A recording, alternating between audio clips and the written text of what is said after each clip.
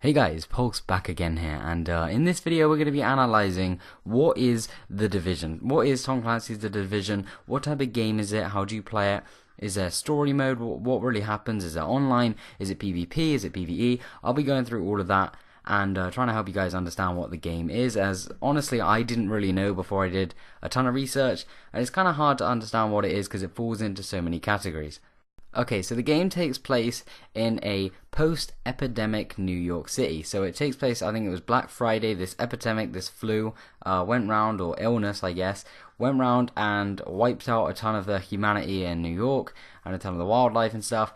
So it's your job to kind of like, as an agent, to try and like rebuild and restructure New York to get it back to what it once was, which is obviously going to be a long time away from what you start with. So I don't think that's going to be the type of ending you get. It's like a full-blown Manhattan, but you are going to be able to, improve the surroundings and better connections with people, and regain society. And that's what one part of the game is, that they say when society falls we rise. So that's kind of the main story element of it, and there is a story mode. There are missions you go and do, but mainly the game is falling into a few categories of whether it's an MMO or an RPG, which, if you don't know, is a massive multiplayer online, or a role-playing game, or what kind of game it is. What game can you relate this to the most? I've heard people say it's like DayZ. I've heard people say it's like, a mix between like a Fallout type game, very like quest driven, mixed with like some online elements, which they're all kind of true in a different way.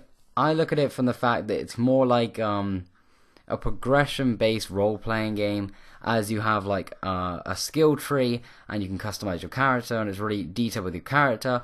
However, there are online elements of it. There's a place in New York City called the Dark Zone, which they're saying is like the first place the epidemic set out, and it was like the start of the whole epidemic. And this place has the best armory. This is where the military went in first to try and regain control of the situation, and when they left all their good loot. So in that area there, you have a lot of PvP. You're going to be going in there with 1 to 4 friends. That's how many people this goes, or 1 to 3 friends. You can have a 4-man crew, so you and 3 other friends, to make sure that's clear. Go into the Dark Zone and be like, okay, I'm going to try and, I don't know, get some good loot or good guns or whatever, and you're going to go in there and try and find all this stuff and try and scavenge it. It's kind of a scavenger-esque game of trying to scavenge whatever was left, and there are going to be other people just like you, just like me, in that area doing exactly the same thing online in your lobby. They're going to be there trying to, take the stuff that you want.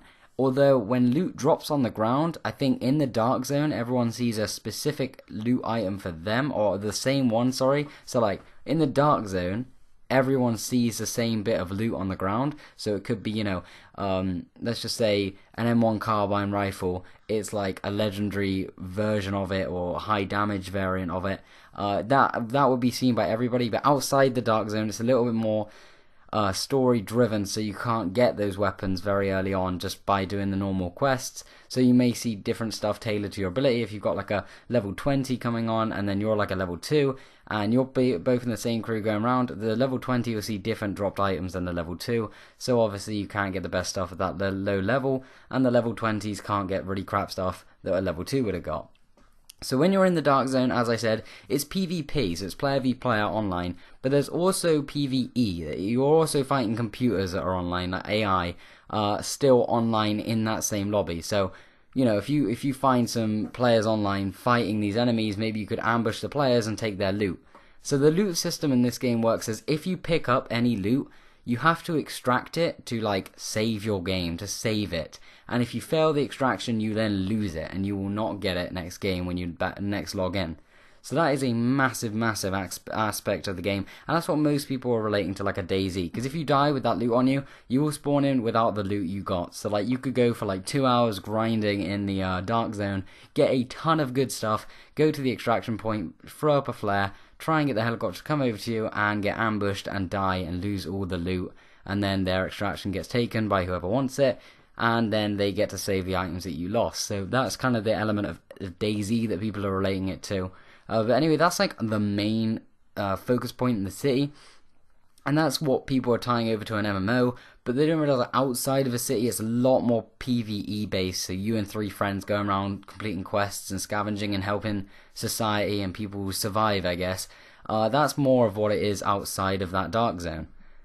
So that's what you'll be doing outside of the dark zone, you know, as I said, doing main side quests and stuff, and just working your way through the story, as there is a progression, and a level progression on your character, meaning they'll level up, and they will, you know, be able to unlock more things and change guns more, you know, things we see nowadays in every single role-playing game, like Fallout 4, if you've played it, you know, the leveling system there, you got a skill tree, you know, you can use that to then upgrade weapons and stuff, so it kind of works similar to other games that are on the market right now. Okay, so that's basically what The Division is, so if you're here for that, you can click off now. Thank you for watching the video. But if you're thinking about buying it and you haven't purchased it yet, there are 2 really key things I think you should take into mind before you go out and purchase it, because I haven't purchased it and this is what I'm kind of waiting for. One is that the beta for the Xbox One comes out 28th of January 2016 to the 31st of January. Then PS4 and PC is the day after to the 31st, so 29th to the 31st of January. You need to wait for that, in my opinion. We're so close anyway, just wait for the beta. And either, you know, you can sign up for it and try and play it, or you can see how it goes online, and that will give you a good, you know, gauge about whether you really want to buy this game, if it's your type of game or not. That's what I'm doing. And also, do not buy this game on day one, kinda. I recommend, if you're not gonna, you know, if you're not really into buying day one games anyway, I would kind of miss it, because the servers could be awful. It's Ubisoft, so we never know how they're gonna be. So yeah, there's just 2 tips on if you haven't purchased a game and you're thinking about doing it. But there's a lot of Division content going on around on YouTube, and I just wanted to make sure you guys were clear on what it is when it comes out, which is March 8th, 2016, and whether to hold off on it or not. So yeah, thank you guys for watching. If you did enjoy, check out other content on the channel and subscribe, and I'll see you on my next video.